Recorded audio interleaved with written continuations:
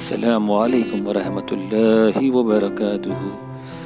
شروع اللہ کے نام سے جو بڑا مہربان نہایت رحم والا ہے، وہی ہے جس نے کائنات دنیا بنائی، پیڑ پودے پہاڑ ندیاں تالاب اور سب سے زیادہ خوبصورت انسان بنایا۔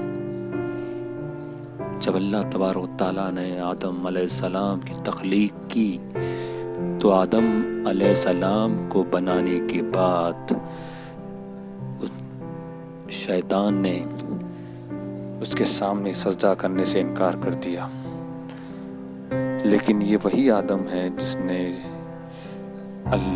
جسے اللہ کی سب سے خوبصورت تخلیق کہا جاتا ہے۔ جب ہم قدرت کے نظاروں کو دیکھتے ہیں تو ہمیں اللہ تعالیٰ کی رحمت کا قدرت کا اندازہ اور زیادہ ہوتا ہے۔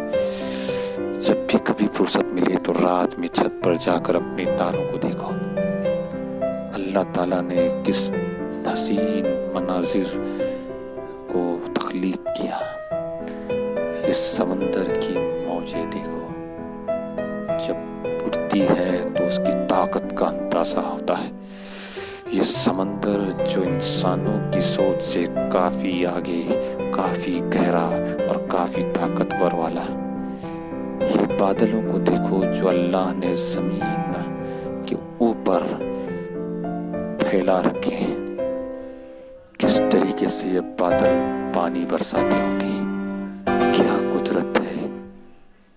ان پتوں کو دیکھو جو سخت موسموں میں بھی اپنا ساتھ نہیں چھوڑتے، جن کی ہریالی دیکھ کر ہمارا دل خوش ہوتا ہے۔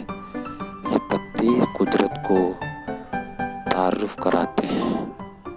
اللہ تعالیٰ کے ان مناظروں کو دیکھ کر ہمیں اللہ تعالیٰ پر اور ایمان ہوتا ہے۔ وہی ہے جس نے رات بنائی، جس نے رات کو اندھیرا کیا، اور وہی ہے جس نے سورج سے پوری دنیا کو منور کیا۔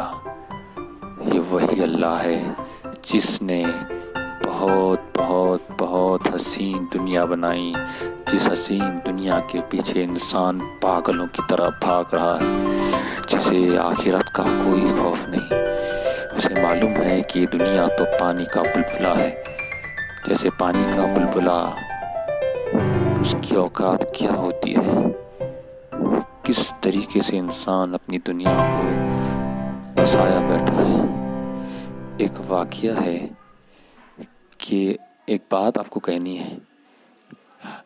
سمندر پر جہاز تیرتا ہے، مگر اگر سمندر جہاز میں چلا گیا تو جہاز ڈوب جاتا ہے۔ اسی طریقے سے انسان دنیا میں ہے، اگر دنیا انسان میں آ گئی تو انسان ختم۔ اس کلی کو دیکھو جو پھول بنتی ہے، سوچو کیا نظارہ ہوتا ہے۔ اللہ ایسے ہی قیامت کے دن لوگوں کو اٹھائے گا، تب تمہیں اللہ تعالیٰ کی عظمت کا اندازہ ہوگا۔ غور کرو میرے بھائی، غور کرو۔